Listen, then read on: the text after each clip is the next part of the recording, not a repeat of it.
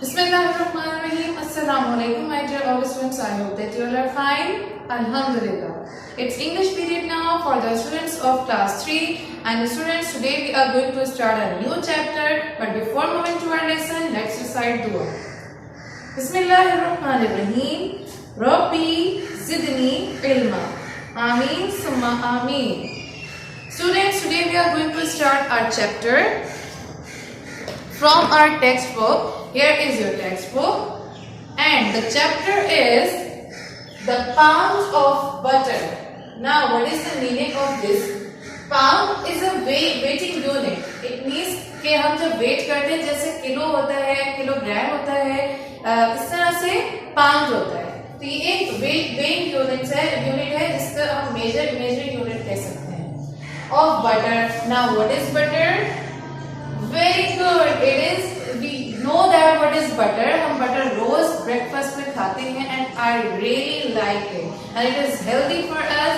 अब हम इस chapter के अंदर read करेंगे कि what is the matter related to the pound of butter. Now for this we have to read our lesson. It is given on page number 85. So let's start reading and listen to me very carefully. So students, open page number 85. Here is the chapter given, the pound of butter, and here is a little starter given to you, and it is very simple. It is related to a vocabulary type of thing, and some pictures are given to you, and in this green box words are given to you. You have to write the correct word under the picture. For example, here is one salt. What is this? It's a balance. So the balance word is written here. Now you have to find out that what is it, and then you have to write the correct word under this picture. Now let's move on to the reading. Here is page number 86 and first paragraph. I am reading and explaining to you. Listen to me very carefully. Farmer Winston had a large farm near the little town of Plainsville. The people of Plainsville depended on Farmer Winston for their milk, butter, and cheese. Even Mr. Carson, the baker, bought his supplies from Farmer Winston. Every morning, Farmer Winston drove up to the bakery and delivered the day's milk supply. Milk came in a large metal cans. There were large round blocks of creamy cheese. The golden yellow butter came in 1 pound packets shaped like bricks. What is there in the first paragraph? कि farmer Winston का एक large farm था जो कि एक town था प्लेन्सविल का नाम से. वो वहां पर अपनी चीजें सप्लाई करता था जिसमें क्या था, मिल्क, बटर और चीज होते थे. ठीक है. इवन कि मिस्टर कार्सन जो कि एक बेकर थे वो भी इनसे क्या करते थे, ये चीजें खरीदते थे यानी बाय करते थे.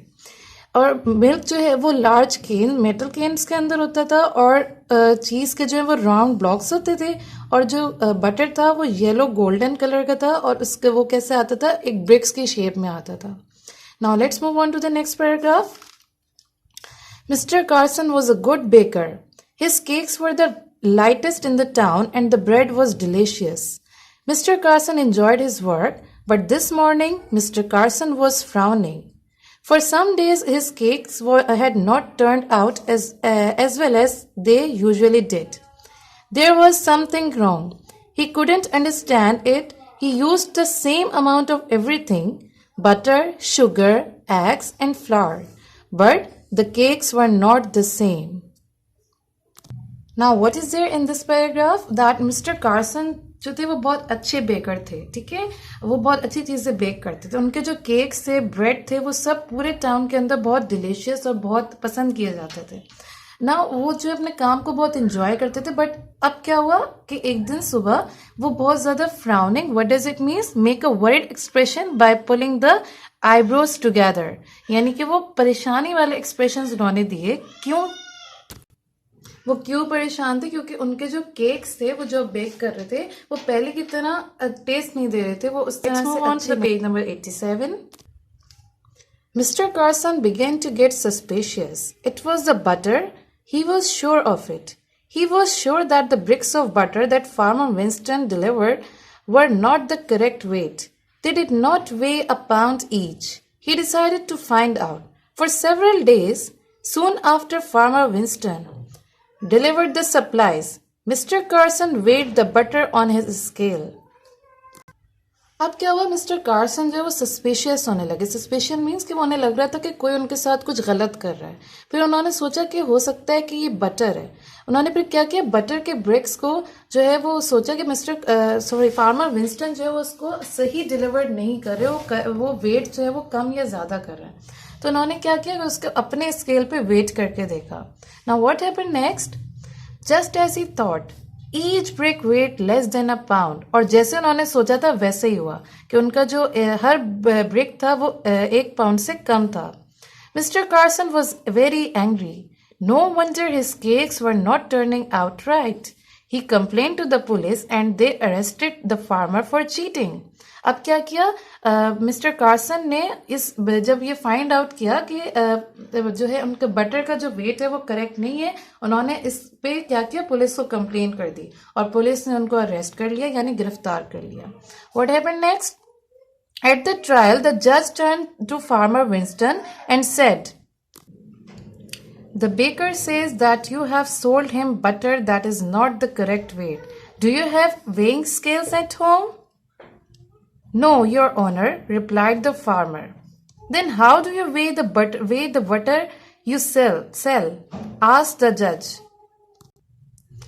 अब eight the trial, what does it mean, trial होता है कोर्ट के अंदर यानी अदालत के अंदर. जब हम अपने मुजरिम को जिसको हमने गिरफ्तार किया होता है उसको जब हम खड़ा करके क्वेश्चन करते हैं उस फेज को कहते हैं trial.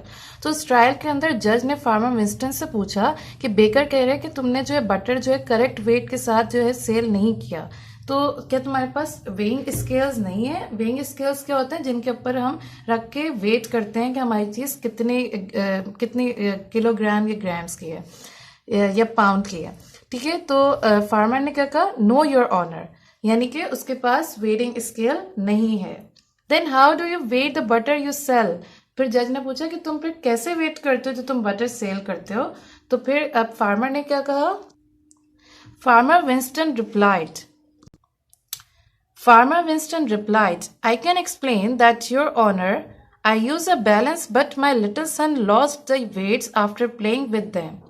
So now when I want to weigh the butter, I use a 1 pound loaf of bread that I buy from Mr. Carson. Oh, that is really, really surprising. That and is totally different of the story. अब क्या हुआ कि farmer Winston ने क्या कहा कि मैं आपको बताता हूँ कि मैं जो है बैलेंस यूज करता था बटर को वेट करने के लिए. लेकिन क्या हुआ कि उनका जो बेटा था उन्होंने उसको खेल खेल में जो है कहीं पे घुमा दिया, लॉस्ट कर दिया. तो अब क्या करते हैं, वो जो फार्मर है वो मिस्टर कार्सन से एक लोफ ऑफ ब्रेड खरीदते हैं और फिर उसके जरिए जो है वो अपने बटर को नापते हैं यानी मेजर करते हैं. तो आपने देखा कि असल में जो मेन गलती थी वो किसकी थी, मिस्टर कार्सन की, कि उनके जो लोफ ऑफ ब्रेड का वेट था वो 1 पाउंड से कम था. तो जब वो 1 पाउंड से कम हुआ तो क्या हुआ कि उनके जो बटर की मेजरमेंट थी वो ऑटोमेटिकली कम हो गई, जिसमें गलती किसकी थी, मिस्टर कार्सन की. So that's all for today's lesson, and it was a very interesting chapter. I really liked it. Now, I want to give an Islamic integration to you related to this topic. That अल्लाह ताला ने हम ये बताया है कि हमें जो नाप तोल के अंदर है, यानी कि अगर हम कोई चीज मेजर कर रहे हैं तो हमें उसके अंदर नाइंसाफी नहीं करनी चाहिए, बल्कि हमें उसके अंदर इंसाफ करना चाहिए. फॉर एग्जाम्पल, अब मुझे पता है कि मैं वेट कर रही हूँ, तो मुझे अब वेटिंग की सारी इंफॉर्मेशन है. तो मैं अगर मेरे पास कोई चीज लेने आता है और मैं बेईमानी कर देती हूँ, डिसऑनेस्टी शो करती हूँ और मैं उसको गलत बताती हूँ कि मैं उसको नहीं पता कि मैं क्या कर रही हूँ, लेकिन मैं उसको गलत इन्फॉर्मेशन दे रही हूँ, उसको मैं उसके हिसाब से उसने तो मुझे पैसे दिए उसके हिसाब से उसको कम चीज दे रही हूँ.